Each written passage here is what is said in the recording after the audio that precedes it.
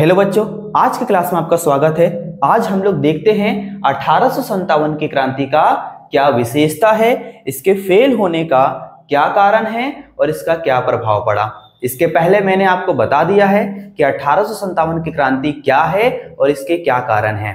तो चलिए विशेषता से शुरू करते हैं और शुरू करने से पहले हम लोग एक छोटे से मैप को देख लेते हैं। इस मैप में ये बातें क्या क्या है। तो 1857 की क्रांति अगर हम लोग देखें तो जहां जहां पर आपको रेड डॉट्स दिख रहा है वहां वहां पर क्रांति का केंद्र रहा, यानी वहां से क्रांति फैली। तो सबसे पहला देखेंगे कौन सा क्षेत्र सबसे ज्यादा इंपॉर्टेंट है। मेरठ, जो कि उत्तर प्रदेश में है। यहां से क्रांति की शुरुआत हुई 10 मई 1857 को। 10 मई 1857 को क्रांति शुरू होता है और मेरठ से ये क्रांति दिल्ली से ये क्रांति कानपुर, कानपुर से अवध, अवध से बिहार, ये पूरे उत्तर भारत वाले क्षेत्र में क्या हो जाते हैं, फैल जाते हैं। तो अगर इसकी विशेषता हम लोग देखेंगे तो ये कह सकते हैं कि 1857 की क्रांति विशेष रूप से उत्तर भारत में फैले हुए थे। दक्षिण भारत में भी कुछ कुछ क्षेत्रों में देखने को मिलता है, बट उतना नहीं जितना उत्तर भारत में आपको देखने को मिल रहा है। अगर पूरा मैप आप एक साथ देखोगे तो आपको दिखेगा रेड डॉट्स वगैरह जो हैं वो ऊपर में दिखेंगे और नीचे आपको रेड डॉट्स नहीं दिखेंगे, यानी उत्तर भारत में क्रांति ज्यादा फैली। अब इस क्रांति का हम लोग क्या देखते हैं, इस क्रांति का विशेषताएं देखते हैं कि क्या है। Features of the revolt of 1857। सबसे पहला, भारत का प्रथम स्वतंत्रता संग्राम। हमारा देश 1947 को इंडिपेंडेंट हुआ, आजाद हुआ, लेकिन उस आजादी की जो बुनियाद पड़ी, उस आजादी का जो नींव पड़ा, वो 1857 की ही क्रांति थी। उसी के बाद हमारे देश में आप कह सकते हैं कि आजादी को लेकर एक अलग ही चिंगारी जगी लोगों में। तो चिंगारी जगाने का काम किसने किया? 1857 का रिवोल्ट।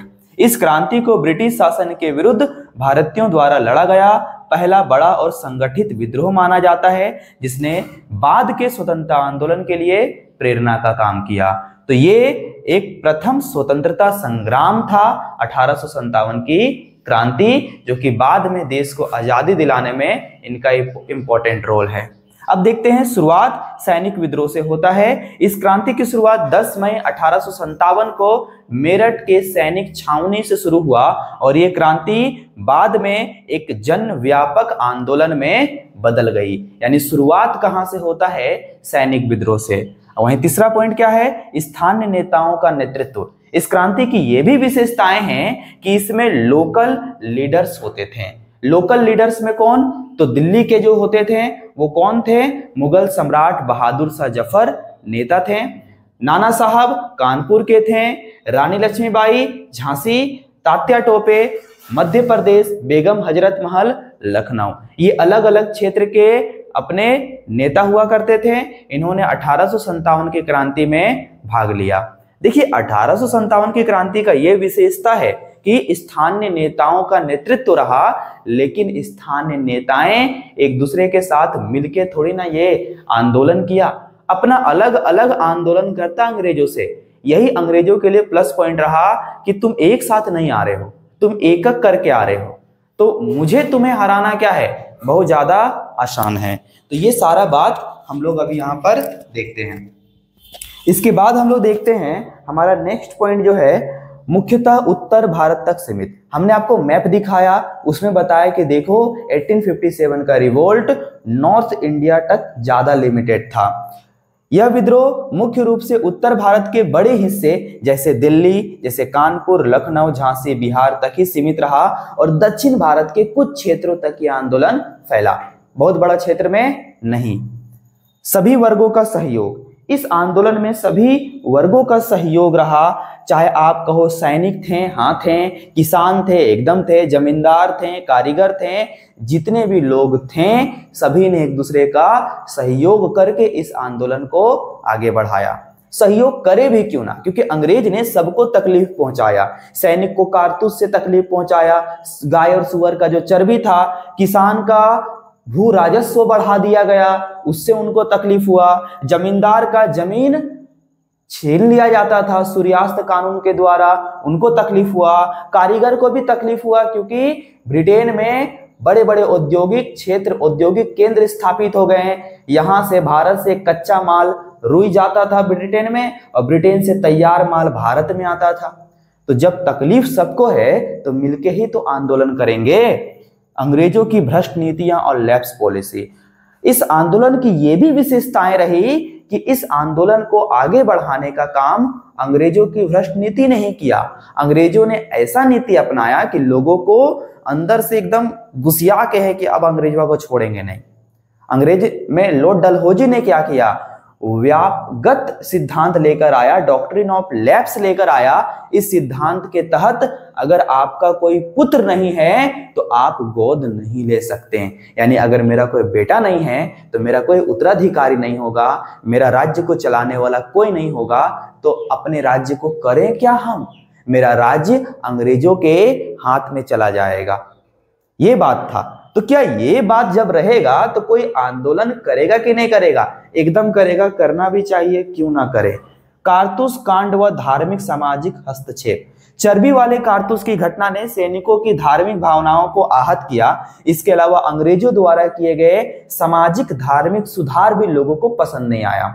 तो एक तो अंग्रेजों ने बहुत बड़ी गलती कर दी कि कारतूस में गाय और सुअर का चर्बी था, जो कि सेना को ठेस पहुंचाया। और दूसरा सबसे बड़ा गलती कि हमारे धर्म में उन्हें हस्तक्षेप नहीं करना चाहिए। भले ही सती प्रथा सही है, विधवा पुनर्विवाह सही है, लेकिन ये जो प्रथाएं हैं इन्होंने लोगों को लगा कि ये अंग्रेज हमारे धर्म में ढुक रहा है। इसके लिए भी लोगों ने क्या किया, असंतोष दिखाया और अंग्रेजों के खिलाफ भड़क गए। एकता और संगठन की कमी, विद्रोहियों में एक केंद्र नेतृत्व और संगठन योजना का अभाव था। ये तो आप मानिए ही मानिए। भले ही सभी वर्ग एक हो गए थे, किसान, जमींदार, कारीगर, सैनिक सभी एक साथ मिलकर लड़ रहे थे, लेकिन फिर भी पूरे देश में अगर देखेंगे क्या एकता थी? नहीं थी। सब अपने अपने क्षेत्र को बचाने के लिए आंदोलन में भाग ले रहे थे। अलग अलग स्थानों पर अलग अलग ढंग से लड़ाई लड़ी गई, जिससे अंग्रेजों को विद्रोह को दबाने में क्या हुई, आसान हुई। अंग्रेजों ने बहुत ही आसानी से क्या कर दिया, विद्रोह को दबा दिया। अब आगे हम लोग देखते हैं आधुनिक तकनीक और संसाधनों के सामने विद्रोहियों की कमजोरी। हमारे 1857 के रिवोल्ट में हमारा यही कमजोरी रहा कि हमारे पास अंग्रेजों जितने आधुनिक यंत्र नहीं हुआ करते थे। जी, अंग्रेज के पास रेलवे था आने जाने के लिए, टेलीग्राफ था सूचना पहुंचाने के लिए, हमारे पास क्या था? डायलॉग नहीं है, मेरे पास घर है, बंगला है, गाड़ी है, तुम्हारे पास क्या है? मेरे पास माँ है। तो भाई साहब कैसे लड़ोगे आप? अंग्रेज के पास सब कुछ है, आपके पास जब वो सारी सुविधाएं नहीं हैं, तो भारतीय विद्रोहियों के पास संसाधन की कमी थी, जिससे हम लोग थोड़े कमजोर साबित हो गए। अब हम लोग देखते हैं इसका निष्कर्ष क्या निकलता है। यद्यपि यह क्रांति अपने तत्कालिक लक्ष्यों को प्राप्त करने में असफल रही। क्या यह क्रांति सफल रही? नहीं रही, असफल रही, और अंग्रेजों द्वारा इसे दबा दिया गया। लेकिन फिर भी ये 1857 की क्रांति एक ऐसी क्रांति थी जिन्होंने स्वतंत्रता संग्राम में महत्वपूर्ण भूमिका निभाया। स्वतंत्रता के लिए एक मजबूत नींव रखा। किसने? 1857 के रिवोल्ट ने। तो ये हमारे हैं विशेषताएं। अब विशेषता के बाद हम लोग देखते हैं कि 1857 के क्रांति के फेल होने के पीछे क्या क्या कारण हैं। तो 1857 के विद्रोह की विफलता के क्या कारण हैं? सबसे पहला है स्थानीय और असंगठित विद्रोह। हमारा जो विद्रोह था वो स्थानीय था, लोकल एरिया तक था, संगठित नहीं था। यह विफलता का क्या है? कारण है। अब देखो, विद्रोह पूरे भारत में नहीं फैला, यह मुख्य रूप से उत्तर भारत तक सीमित रहा। जगह जगह विद्रोह अलग अलग तरीके से लड़ा गया, कोई केंद्र योजना या संगठन नहीं था। विद्रोह पूरा भारत में नहीं फैला, निश्चित क्षेत्र तक सीमित था, खास तौर पर उत्तर भारत तक। और जो लोग लड़ रहे थे वो अपने क्षेत्र को बचाने के लिए लड़ रहे थे। भारत, अगर दक्षिण भारत का बात करें, पंजाब करें, बंगाल, मद्रास, बंबई, ये सारा क्षेत्र लगभग शांत रहा। उत्तर प्रदेश, कुछ मध्य प्रदेश, कुछ जगह में थी, लड़ाइयां लड़ रही थी, लेकिन बाकी बहुत सारे एरिया शांत रहे। जब आप शांत रहोगे तो अंग्रेज से कैसे लड़ोगे? स्पष्ट नेता का अभाव। इस विद्रोह में हमें यह भी देखने को मिला कि एक अखिल भारतीय नेता नहीं था। हर एरिया का एक एक नेता भले ही था, लेकिन पूरा भारत का एक नेता का बात करें तो वो मेरे पास नहीं था। देखो, क्षमता तो सब में थी। क्या लक्ष्मीबाई, कुंवर सिंह, बेगम हजरत महल, ये सब में क्षमता नहीं था? ये सारे साहसी नेताएं थे, लेकिन वे केवल अपने क्षेत्रों तक सीमित रहे। पूरे देश को एक संगठित करने वाला कोई नेता नहीं था, जिसकी वजह से कह सकते हैं हमारा क्रांति विफल रहा। और क्या है? जन समर्थन की कमी। विद्रोह मुख्य रूप से सैनिक तक सीमित रहा। किसान पार्टिसिपेट किया ना, व्यापारी किया, जमींदार किया, कारीगर किया, लेकिन उतना समर्थन नहीं मिला जितना मिलना चाहिए। और जब पूरी तरह से किसानों का, जमींदारों का, कारीगरों का, व्यापारियों का समर्थन नहीं मिलेगा, तो क्या यह विद्रोह सफल हो पाएगा? नहीं। कई जगह जनता अंग्रेजों के खिलाफ खड़ी नहीं हुई, बल्कि निष्क्रिय रही, बोले हमारा कोई फर्क नहीं पड़ता है, हम अंग्रेज के खिलाफ नहीं लड़ेंगे। यहां तक कि बहुत से सैनिक भी अंग्रेज के प्रति वफादार बने रहे। बहुत सारे सैनिक अंग्रेज के प्रति वफादार थे, अंग्रेज के सेना में काम करते थे भारत के लोग सैनिक के रूप में, और वो इतना वफादार थे कि भले ही हमारे धर्म में ठेस पहुंच गया, लेकिन उन्होंने अंग्रेजों के खिलाफ लड़ा ही नहीं, अंग्रेज की तरफ से लड़ा। तो क्या ये हमारे विफलता का कारण नहीं है? एकदम है जी। एक समान उद्देश्य का भाव। विद्रोहियों के पास कोई साझा और स्पष्ट लक्ष्य नहीं था। दिल्ली के विद्रोही मुगल की सत्ता वापस लाना चाहते थे। दिल्ली के जो क्षेत्र के लोग हैं वो चाहते थे कि वापस मुगल सम्राट बहादुर शाह जफर अपने पद को प्राप्त कर ले, है ना, अंग्रेज हट जाए, मुगल वापस आ जाए, ये लोगों का मनसा था। कानपुर और ग्वालियर के सैनिक नाना साहब को पेशवा बनाना चाहते थे। रानी लक्ष्मीबाई अपनी झांसी की रक्षा कर रही थी। इस प्रकार हर जगह अलग अलग उद्देश्य देखने को मिलता है। तो जब हर जगह अलग अलग उद्देश्य देखने को मिलता है, तो कैसे ये क्रांति सफल होगी, जबकि लोगों का उद्देश्य ही अलग अलग है। जब तक एक मकसद, एक उद्देश्य नहीं होगा, तब तक आपका क्रांति कभी सफल नहीं हो सकता। राजाओं और राजकुमारों का समर्थन ना मिलना। बहुत से भारत के राजा महाराजा विद्रोह से दूर रहे। शासकों ने अंग्रेज की मदद भी की, जैसे ग्वालियर के मंत्री सर दिनकर राव, हैदराबाद का मंत्री सलार जंग, नेपाल का जंग बहादुर, अफगानिस्तान का शासक दोस्त मोइनुद्दीन की मदद से अंग्रेज को और ज्यादा मजबूती मिली। तो अंग्रेजों को मदद भी मिली, भारत के राजा महाराजा से भी मदद मिली, और भारत के बाहर के देशों से भी, कुछ कुछ देशों से मदद मिली, जिससे अंग्रेज मजबूत हो गए और 1857 की क्रांति को दबा दिया। ब्रिटिशों की आधुनिक शक्ति। अंग्रेजों के पास उस समय सबसे आधुनिक यंत्र हुआ करते थे, तोपें हुआ करती थी, बंदूकें हुआ करते थे, उनके पास टेलीग्राफ हुआ करते थे, अपना बातों को पहुंचाने के लिए रेलवे हुआ करते थे। ये सारे आधुनिक यंत्र उनके पास मौजूद थे। हमारे पास क्या था? हमारे पास पुरानी हथियार, तलवार, भाले, पुराने बंदूक थे हमारे पास। इनसे लड़ेंगे अंग्रेजों से? कैसे जीतेंगे जी? तलवार लेके जाइएगा, एक बार बम छोड़ देगा, पार हो जाएंगे हम लोग। हमारे पास आधुनिक यंत्र नहीं था, लेकिन फिर भी हम लोगों ने लड़ा, लड़ के दिखा दिया, देखो किसमें कितना है दम। देखो, अंग्रेजों को समय पर मदद मिलना। 1856 तक ब्रिटेन के क्रीमिया और चीन के युद्ध समाप्त हो चुके थे। तो ब्रिटेन जिनसे युद्ध कर रहा था, क्रीमिया, चीन, तो ये सारा युद्ध 1857 तक खत्म हो चुका था। ब्रिटेन का जो सेना वहां पर लगे हुए थे उस युद्ध में, सारा का सारा सेना भारत वापस आ गए, और भारत आने के बाद भारत के 1857 के क्रांति में लग गए। तो जब लग गए तो आप कह सकते हैं कि 1857 की क्रांति को अच्छी तरह से दबा दिया जाएगा। किसके द्वारा? ब्रिटेन के द्वारा, है ना। निष्कर्ष क्या निकलता है वो आप खुद से भी देख सकते हो कि इस क्रांति का क्या आपको निष्कर्ष देखने को मिलता है।